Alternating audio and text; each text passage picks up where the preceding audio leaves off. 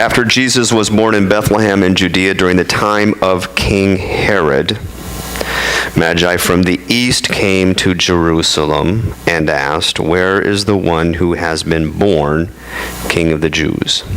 We saw his star in the east and have come to worship him." When King Herod heard this, he was disturbed, and all Jerusalem with him. When he had called together all the people's chief priests and teachers of the law, he asked them where the Christ was to be born. "In Bethlehem in Judea," they replied, "for this is what the prophet has written," quote, "But you, Bethlehem, in the land of Judah, are by no means least among the rulers of Judah, for out of you will come a ruler who will be the shepherd of my people Israel." Then Herod called the Magi secretly and found out from them the exact time the star had appeared. He sent them to Bethlehem and said, "Go and make a careful search for the child. As soon as you find him, report to me, so that I too may go and worship him." After they had heard the king, they went on their way, and the star they had seen in the east went ahead of them until it stopped over the place where the child was. When they saw the star, they were overjoyed. On coming to the house, they saw the child with his mother Mary, and they bowed down and worshipped him. Then they opened their treasures and presented him with gifts of gold and of incense and of myrrh. And having been warned in a dream not to go back to Herod, they returned to their country by another route. This is the gospel of the Lord.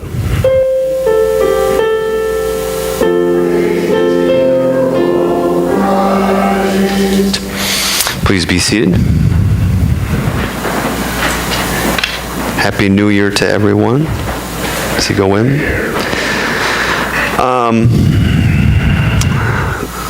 We've been focusing, and probably will for some time, on the kingdom, because that was Jesus' message throughout his entire ministry. The kingdom of heaven is near. You can enter it. And I want to go back and into the book of Genesis for a moment, if we can, and shed some light on this kingdom that Jesus brings into play and its juxtaposition. I've always wanted to use that word. I'm going to use it more frequently in the new year, so get used to it. Even if it doesn't make sense, I still want to use it. The end of chapter 2 of Genesis, after all has been created, has the sentence that says, Adam, or the man, and his wife were both naked, and they were not ashamed. And that's how it ends. It's the original domain of being in God's presence before what we commonly call the fall, before any action has taken place to change that dynamic. But shame is the characteristic that is mentioned. It doesn't even say what it is in Genesis 2. It just says they were without shame. But throughout the scriptures, you begin to see the dynamics of what that word means, how it plays out, and especially in chapter 3, the devastating effects of shame. Because they don't have shame in chapter 2, it enters into chapter 3. And the kingdom that Jesus brings into this world through his life is a kingdom without shame. That's why Paul can say, therefore there is no longer any condemnation. There's no reason for you not to be. You see, shame has everything to do with belonging. Everything to do with belonging. If you don't feel that you belong, then that's shame.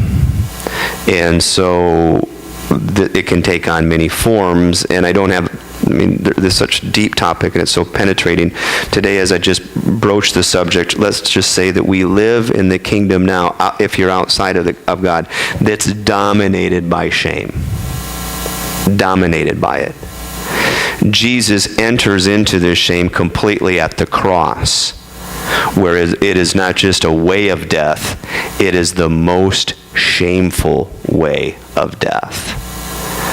You don't belong. In other words, we're going to put you on display that you no longer are part of society, and they threw ridicule at him, they sneered at him, they rejected him, they mocked him. It is where one is stripped bare. If you look at the crucifixes, they have a cloth, but that was not common practice, and the cross itself was bloody and dirty and filthy and a place of shame. It just didn't belong. It's very hard to do. Shame is so painful that we never want to look at it. We'll do anything that we can to avoid it because it is extremely spiritually, emotionally, psychologically, and physically painful. It is so painful that we will do everything to avoid it. That's why all of our crosses are shiny and gold. We don't want to look at the shame. We want our churches to look pristinely clean. And many times we feel the need to present ourselves as pristinely clean Christians. All cleaned up, nothing to be ashamed of here, folks. When the reality is that we're born into a situation where we cannot help but come face to face with the reality that the kingdom that we come into in this world, separate from God, is dominant and influenced and permeated and run by this thing called shame. Shame basically creates a culture of scarcity. Now you see this play out in the Gospels. Jesus, before he was born, and if you take a look at the story closely, you can see shame written all over it. First of all, Elizabeth, who's Mary's relative, we don't know exactly what relation they have, but she's a relative. Sometimes it says a cousin or an aunt or something of that nature. But nonetheless, Elizabeth was barren. Now, if you don't understand that culture, you don't even understand the shame in it. For most of humanity's existence, the only worth that a woman had was if she could give birth to a child. That's it.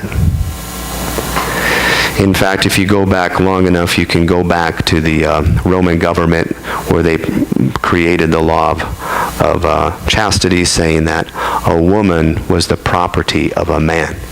That's why he was allowed to beat her, but no bigger than with a stick the size of a thumb. Have you heard the general rule of thumb? Okay.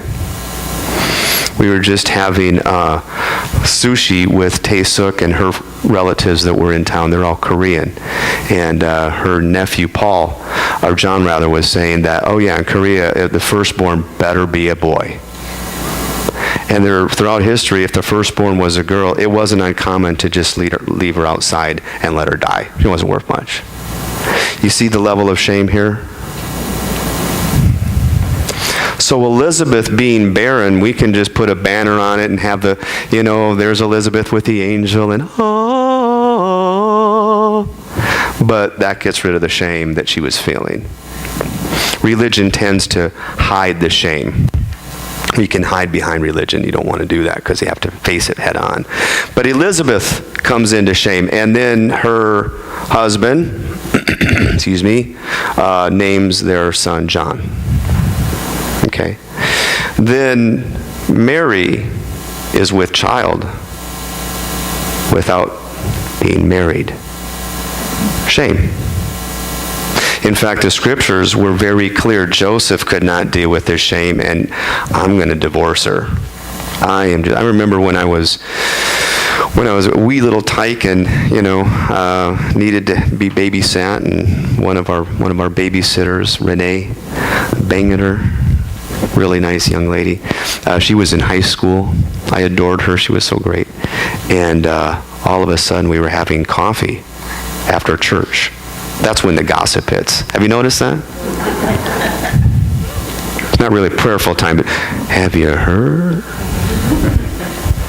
Have you heard Renee's pregnant? Oh, not Renee. Oh, yeah? Catholic. Well, do you think she's going to make him become Catholic, or is he going to make her? Is she going to make him become Lutheran? Because, Lutherans and Catholics, they can't do things together. We don't pray together, if you notice that. We don't even worship together. That's because we are in this thing called shame. Not healthy, but it's just where we are. So Mary's in shame. But fortunately, the angel comes and says, you know what? You got to be bigger. This is of God. God is bigger than shame. God's at work here. So then he's born, and he doesn't get the opportunity to go to a nice place to be born. He has to settle for a barn. Shame. And then they go to the people that are the lowest in society, the shepherds, the ones that don't shower. Have you ever been around someone that hasn't bathed for a while? Not good, not fun to be around, and yet that's where they go. And so you see how God is already working through this dynamic of which we find ourselves in. Now, shame does a number of things, but one of the things that it does is it creates a culture of scarcity. Meaning, not blank enough. Not smart enough. Not educated enough. Not rich enough. Not beautiful enough. Not fill in the blank enough. That's the culture of scarcity. And it permeates and it really runs and constantly runs our lives with two very prominent questions that we see play out here in Jesus' ministry and in his life. One is, what do I need to be afraid of today? And two is, who's to blame? You see this play out in chapter 3. Where are you, Adam? We were afraid of you. This is who we needed to be afraid of today, God. What happened? I'll blame her. See how that runs? It is so prominent. A friend of mine was sharing a story. It's not my story exactly, but it's so close because I can relate to it so well. Maybe you can too. She was having coffee one morning, and as she was holding her cup, she was getting ready for the morning, and the cup slipped out of her hand. It fell on the floor, and it smashed into a number of pieces, and there's coffee got up on her attire and so forth, and immediately, before an even second came by on the clock, it came out of her mouth, "Darn you, Steve," which is her husband. She didn't say that, but we have younger one. Without even, "Darn you, Steve." Now what happens is that she has a hard time going to bed unless he's at home, and he plays water polo until usually 10 o'clock on a given night. This time he stayed out until 10:30, so she didn't get to sleep until 10:30, so she was tired in the morning, so she had to have a second cup of coffee, and that's what caused the cup.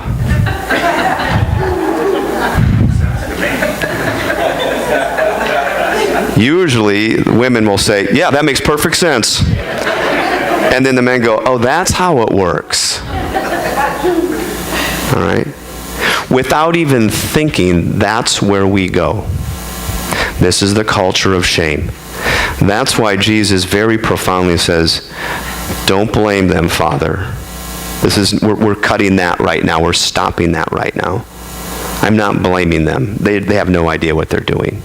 Forgive them. It's a pretty big shift.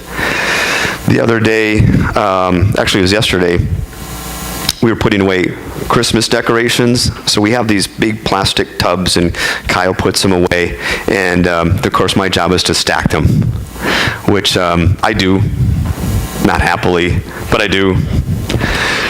And we get all done with everything, and I turn around, and right next to the refrigerator is a whole big bag of tilapia that should have been in the freezer, and a big thing of bacon that should have been in the freezer. And when I went over, that was all defrosted, and I said, "Shouldn't these be in the freezer?" "Oh, I forgot to put them back in the freezer." And do you know how bad I wanted to take and just, "Do you know how much this costs?" It's an instinct that must be stopped. transformed to experience the kingdom. What do I need to be afraid of? We don't have enough money to throw it away. Right? How about this one? Close the door. I'm not heating the outside. We don't have enough. It permeates everything. Church council meetings can devolve into, we don't have enough.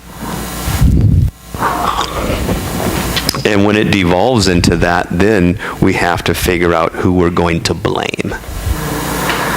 And that happens routinely if you cannot experience the kingdom. That's why it's very important.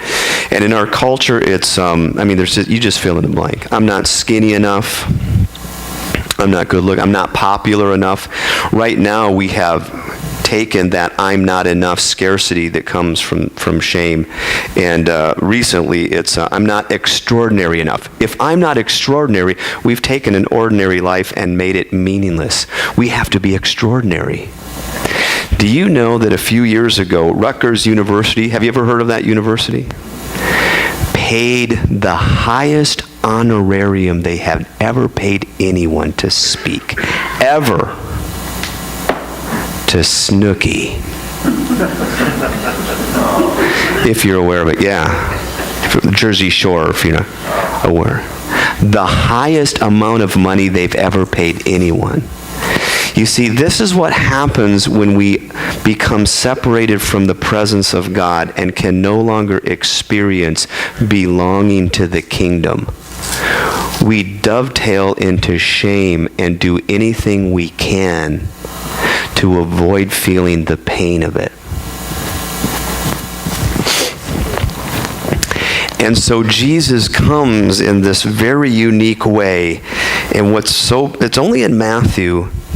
The Magi come, and what's so powerful about them is that they're not Jews and they don't belong to the Jewish story. They just simply don't belong.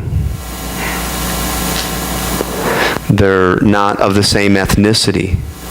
They're not of the same religiosity. They're not our God. They're not our nation. They're not our history. They're not our whatever it is. Whenever you don't belong, you look for somebody to blame. But these three come in, and through a complete different longing for the kingdom, are able to acquire the knowledge of where the Messiah is. The Messiah who, if you begin to walk in his kingdom and take him at his word, you experience that you are enough, that you've always belonged, that you always will belong. And you take a look at all of his miracles, and there's never scarcity. But we only have 2 fish. I'll make it a smorgasbord. But you're hanging out with the wrong people. They don't belong in our group. They belong to the kingdom. And you begin to understand what Paul writes later in his letters. I know the secret to having a lot or having very little. For I know how to be content in all things, all situations. This is what he offers us, you see, as a people. The knowing, the deep knowing that we always have belonged. It takes a continuous effort on our part to become aware of it, to discover it, to be transformed by it. But as we are transformed by it, we begin to realize a new freedom. That's why Jesus can say, if you continue in this teaching of what I'm telling you, then you are truly my students. And as you are my students, if you continue, then you will know this truth that you've already belonged. I can tell you, but unless you know it deep within as a solid sense of confidence through every cell of your body, you're still going to be in bondage to this idea that you don't belong. But if you continue, then you'll know the truth, and the truth will completely set you free. You will have no longer any fear of death, because there is no such thing as death, because you've always belonged. Now you got to get there, and for many people, it takes a while. They won't understand what you're talking about, because we're all on a different level of awareness. Most people, or historically, you can substitute belonging to a church for belonging to the kingdom. When you substitute belonging for a church, then immediately every other church is not as good as your church. Otherwise, it throws you into a tizzy. You see? But when you belong to the kingdom, it just doesn't matter. When you belong to Christ, it just doesn't matter. When you truly know that you belong with God, it just doesn't matter. It really doesn't, because there's a greater reality at work. And this, as we go into the new year, is what I would like to focus on, if you will. This reality of the kingdom that comes in and begins to shed light on just how present God truly is, and what it's like to walk in the reality and in the intimacy of that presence. Yesterday I got a call from one of the office administrator from my previous congregation, Richard. He goes to a Baptist church now. There was a falling out, but that's beside the point. But one of the guys at the church has just been in deep prayer, felt called into deep prayer, and is not eating, and so on and so forth, and was asking Richard about it. And so Richard called me, and I said, no, that's common, Richard, the physical manifestation. That's why we incorporate fasting, so that we're actually used to it, so that when the time comes and we, involuntary or involuntarily stop eating and go into prayer, it's not a foreign thing. It's not a something that we have to be completely alarmed about, because routinely we fast, and so we understand the spiritual dynamics, and it's not scary. That's why constantly churches are teaching about fasting. Not. They're just not. That's why when you read Jesus' ministry, when he starts out fasting for 40 days and 40 nights, you think, oh, that's just a myth that they made up because nobody could ever do that. Primarily because it's so foreign, that's what we believe. And it's not foreign. It's just we've lost focus on it, is all. And after we got done with it, he said, oh, that makes so much sense now. And I said, there was a rabbi that I saw or heard the other day, and he was talking about knowing God.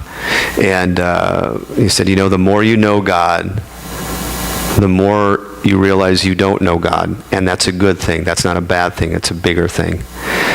But the other dynamic of that is that prayer is God's arrangement for us to participate in the mystery. I'll just let that sink in. It's God's arrangement for us to participate in the mystery. And once you discover the mystery, not that you know it, but that you discover it, you realize that you've been a part of it the whole time. You've never been separate of it. My friends in Christ, as we continue to go forward, as we go forward into this new year, may the very presence of God, and the peace of God, the kingdom of God, the provision of God, the comfort of God, the life that is found in his name, that really does go beyond all understanding, keep your hearts and your minds securely in his presence and in his kingdom. And may this next upcoming year be a year in which we grow exponentially in our knowledge and understanding of our God. Amen.